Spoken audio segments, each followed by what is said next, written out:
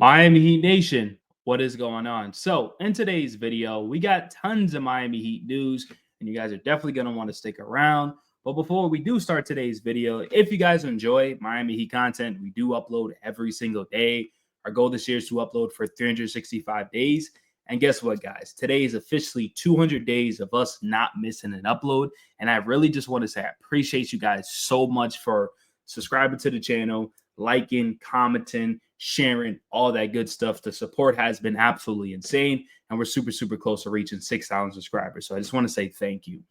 But enough of that. Let's get back in today's video. So with Summer League being over and the offseason already, pretty much over, this is our top six. Tyler Herro, Bam Adebayo, Norman Powell, Andrew Wiggins, Davion Mitchell, and Kel'el Ware.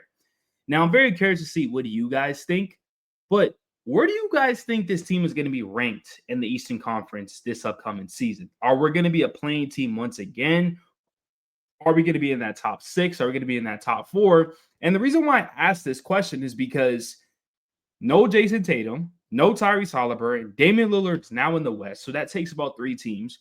Paul George is injured, had surgery. Joel Embiid is not even touching a basketball right now, and we don't know when he's going to be healthy. So there's a lot of teams that we look at and be like, they're going to be competition, and they're no longer there now.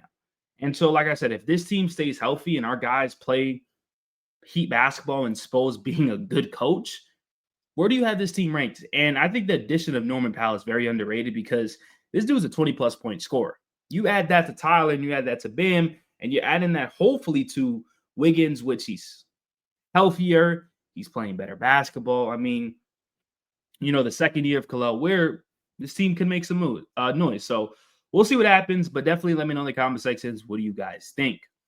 Now, also, what I do want to talk about, which is this right here, is that with Summer League officially being over, our rookie, of course, right? Calm Casparis, KJ, these are his final stats in Vegas. So he averaged about 15 points a game, 3.7 rebounds per game, 3 assists per game, 1.7 steals per game. So you can round it up to 2 steals per game, 4 rebounds. And his shooting splits are about 45, 35, and 100. And pretty much he said, this is what you call a response. Some Heat fans were too quick to give up on him. He is only 19 years old. Now, I'm going to be honest with you. I called him out for a few, but it wasn't like calling him out on negativity. It was just more like, yo, you have to step up. Like, we want to see you play better basketball. That's all I was doing. And he definitely shown that. And I'm hoping that he continues to play like this.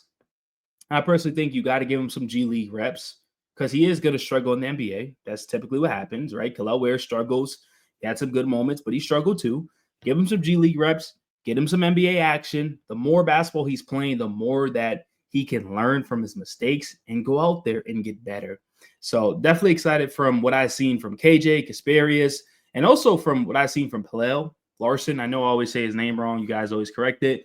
But if these two guys can grow with this Miami Heat, we have a very, very bright future.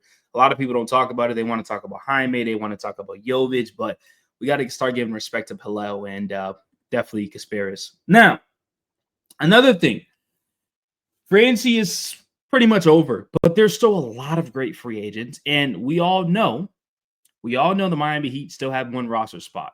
Now, they can sign a free agent. They can bring back Alec Burks. They can wait to the trade deadline. They can wait to the buyout market. But one person that definitely stands out to me is Russell Westbrook. Now, I understand. Trust me, I understand. We have our guards. We have Davion. We brought him back. We got Terry. But with Terry Rozier dealing with his thing, he's not as great. I still think Russell Westbrook can get the pace for this Miami Heat team going like crazy. Like, one thing about Russ, like, he gets the ball in transition and he's gone. He's either going for a layup or he's going to find a teammate to hit an open shot. And I also think that he can make Bam's life a little bit easier. I still think we should bring in Russ. There's really no, there's no loss of it. You know what I mean? It's not like you're signing him to a big contract. When you get late into free agency like this, you're not getting paid that much money, right? I know a lot of people looking at Kuminga, but he's going to stay. You have to do a trade for that. All these players right here are restricted free agents. We don't want Ben Simmons, Brogdon's injury prone. Chris Paul's going to the Clippers. Horford would be cool, but he's probably going to go to the Warriors or retire. Chris Boucher wouldn't be bad. Gary Payton said, These are not great options, but Russell Westbrook is a good option. He could still help this team out a lot. And also, he has chemistry already with Norman Powell because Norman Powell and Russell Westbrook play with the Clippers. So that's another thing. They already have that chemistry where, Norman Powell gets certain looks and Russ can find them in transition. I just think Russ can definitely boost his bench up and replace that Terry Rozier. Or, Russ can play with Davion Mitchell coming off the bench. Like, there's different lineups where you can really roll out there.